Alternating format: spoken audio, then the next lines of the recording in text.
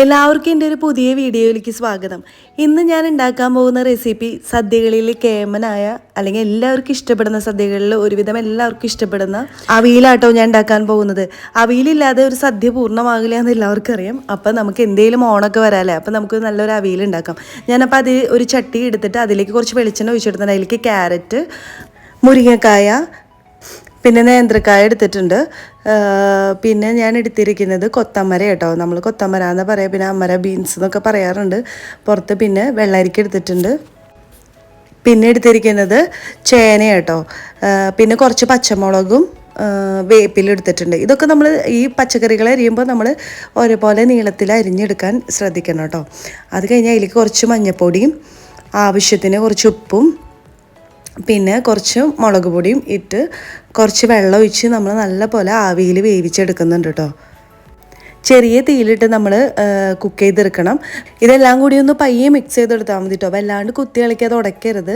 നമ്മളിങ്ങനത്തെ പച്ചക്കറികളൊക്കെ ഉണ്ടാക്കുമ്പോൾ നമ്മൾ അടി കട്ടിയുള്ള പാത്രം എടുക്കണം കേട്ടോ, അടിയിൽ പിടിക്കാതിരിക്കാൻ വേണ്ടിയിട്ട്. കാരണം നമ്മളിത് കുറച്ച് വെള്ളം ഒഴിച്ചിട്ടല്ലേ, ചെറിയ തീയിലല്ലേ നമ്മൾ വേവിച്ചെടുക്കുന്നത്. ഇനി നമുക്കിത് മൂടി വെച്ചിട്ട് പച്ചക്കറികളൊക്കെ ഒന്ന് വേവിച്ചെടുക്കാം കേട്ടോ.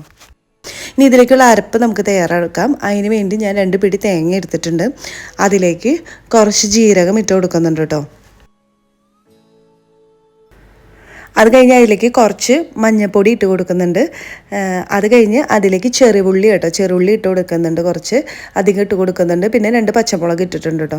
അതൊന്നും നമ്മളൊന്ന് ക്രഷ് ചെയ്തെടുക്കുക. മിക്സിയുടെ ജാറിലാണെങ്കിൽ ക്രഷ് ചെയ്തെടുക്കുക, അല്ലെങ്കിൽ അമ്മിയിൽ നമ്മൾ ചെയ്യാൻ പറ്റുന്നുണ്ടെങ്കിൽ ഒന്ന് ഒതുക്കിയെടുക്കുക കേട്ടോ. എന്നിട്ട് അതിലേക്ക് നമ്മൾ വേവിച്ച് വെച്ച പച്ചക്കറിയിലേക്ക് നമുക്ക് ഈ ഒതുക്കിയെടുത്ത തേങ്ങ അതിലേക്ക് ചേർത്ത് കൊടുക്കാം കേട്ടോ. ചേർത്ത് കൊടുക്കുമ്പോൾ വല്ലാണ്ട് നമ്മളിപ്പോൾ ഓൾറെഡി കുറച്ച് പാകത്തിന് വെന്തിരിക്കണ കാരണം കൊണ്ട് പയ്യെ നമ്മളത് മിക്സ് ചെയ്തെടുക്കാം കേട്ടോ. പയ്യെ നമുക്കത് മിക്സ് ചെയ്തെടുക്കാം. എല്ലാം മിക്സ് ചെയ്ത് കഴിയുമ്പോൾ നമുക്ക് അതിലേക്ക് തൈര് ഒഴിച്ച് ചേർത്ത് കൊടുക്കാം കേട്ടോ. ഇത്തിരി പുളിയുള്ള തൈരാണ് ചേർത്ത് കൊടുക്കുക ശരിക്കും. ഇത് തൈര് ചേർക്കാൻ ഇഷ്ടമില്ലാത്തവർ പച്ചമാങ്ങ ചേർക്കുന്നത് കണ്ടിട്ടുണ്ട് കേട്ടോ.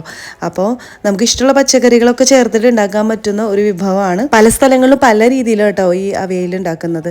പിന്നെ ലാസ്റ്റ് നമ്മൾ കുറച്ച് പച്ച വെളിച്ചെണ്ണ വേപ്പിലയും ഇട്ട് കൊടുക്കുന്നുണ്ട് കേട്ടോ. എല്ലാവർക്കും അറിയുന്ന റെസിപ്പിയാണ്, എന്നാലും എല്ലാവരും ഒന്ന് ട്രൈ ചെയ്ത് നോക്കാം. വീഡിയോ ഇഷ്ടമായ എല്ലാവരും ലൈക്ക് ചെയ്യാനും കമൻറ്റ് ചെയ്യാനും സബ്സ്ക്രൈബ് ചെയ്യാനും മറക്കല്ലേ.